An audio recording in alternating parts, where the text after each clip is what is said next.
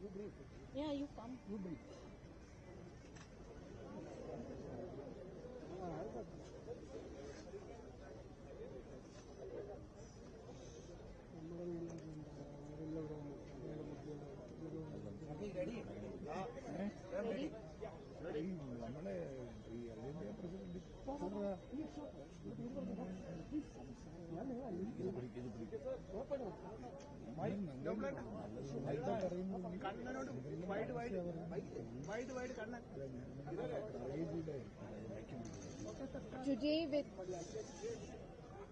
Today we had a meeting with our Honorable Congress President Mallikarjun Kharge ji,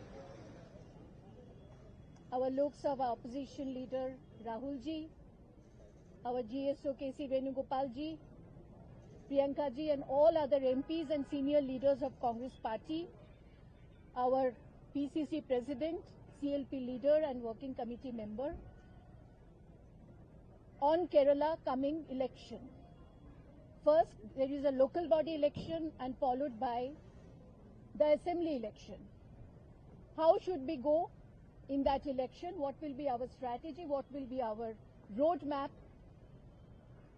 All the members have spoken, and we got a clear indication from our High Command that Congress is very much connected with the public, with the people of Kerala. Emotionally, politically, people are looking for a change.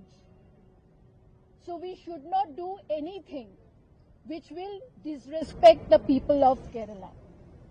This was a clear indication, and if anything, anyone personally, his or her view is coming to the media, we will take strong action on that, because we have no right to disrespect the people of Kerala.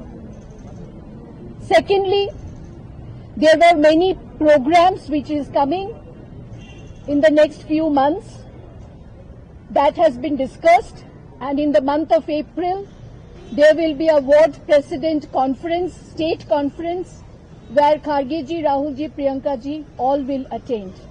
That will be the starting boost up for the workers of Kerala Congress. There are many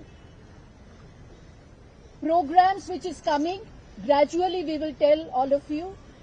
But immediately this program has come up, and also media is giving a wrong impression that there is no unity in Congress, Kerala Congress Party, which is untrue. There are everywhere, everyone here in the media had said, expressed, they are strongly against LDF, they are strongly against BJP, and when the unity is coming, so they are strongly united and they will speak in univocal voice. Thank you very much. Anything else? Like when you say action will be taken against anybody who speaks against the Congress, are you referring to the person next to you? Because he's clarified his position, Mr. Tarun, or is it that He has Don't make further troubles. Already he clarified. That's he all. clarified already, so there is no point.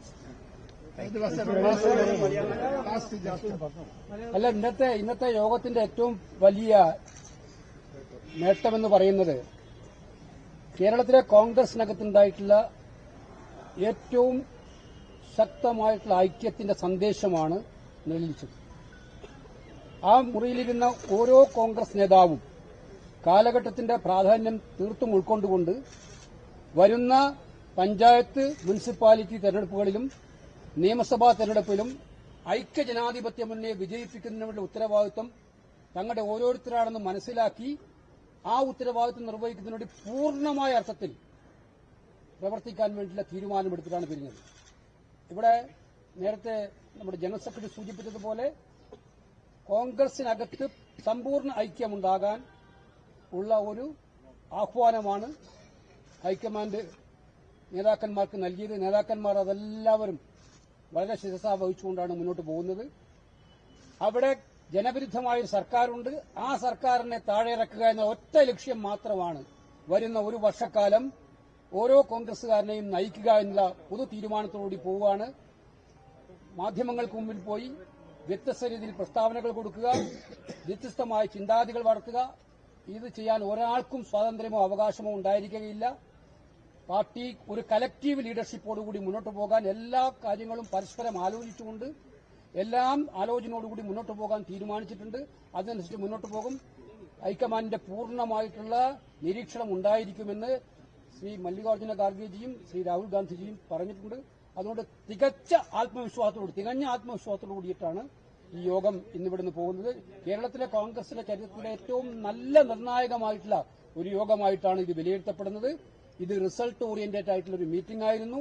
വരും നാളുകളിൽ LDFന്റെ ദുർഭരണത്തിനെതിരായിട്ട് കേരളത്തിലെ ജനങ്ങളുടെ പ്രതീക്ഷകൾക്കനുസരിച്ച് കോൺഗ്രസിനെയും UDFനെയും മുന്നോട്ട് കൊണ്ടുപോകാൻ തയ്യാറാക്കുന്നതിന് വേണ്ടി അവരെല്ലാവരും സമർപ്പിത ബോധത്തോടുകൂടി പ്രവർത്തിക്കാൻ വേണ്ടിയുള്ള തീരുമാനമെടുത്ത് പിരിയുന്ന മീറ്റിംഗ് ആയിരിക്കും. അങ്ങനത്തെ ഒരു ചർച്ചകളും വേണ്ട. ഇത് ക്ലിയർ ആയിട്ട് പാർട്ടിയുടെ മുന്നോട്ടുള്ള പ്രവർത്തനത്തിലുള്ള ഒരു റോഡ് മാപ്പ് ഉണ്ടാക്കാൻ വേണ്ടിയിട്ടാണ് മുന്നോട്ട് പോകുന്നത്. കേരളം ഞങ്ങൾ തട്ടിയെടുക്കും. അല്ല, ഒറ്റ വാക്ക്. കേരളം വരുന്ന തെരഞ്ഞെടുപ്പിൽ ഐക്യജനാധിപത്യ മുന്നണി തട്ടിയെടുക്കും. അതിലുള്ള പ്രതിജ്ഞയെടുത്താണ് നമ്മൾ ഇന്നത്തെ യോഗം അവസാനിപ്പിച്ചിട്ടുള്ളത്. അതുകൊണ്ട് ശക്തമായ ഒരു തെരഞ്ഞെടുപ്പ് പോരാട്ടം വരാൻ പോകുന്നു. അതിന് ഞങ്ങൾ ആത്മവിശ്വാസത്തോടെ നേരിട്ട് കൊച്ചു കേരളം UDFന്റെ കയ്യിലേക്ക് ഞങ്ങൾ എത്തിക്കും. അധ്യക്ഷ സ്ഥാനത്ത് തുടരുമോ? Thank you.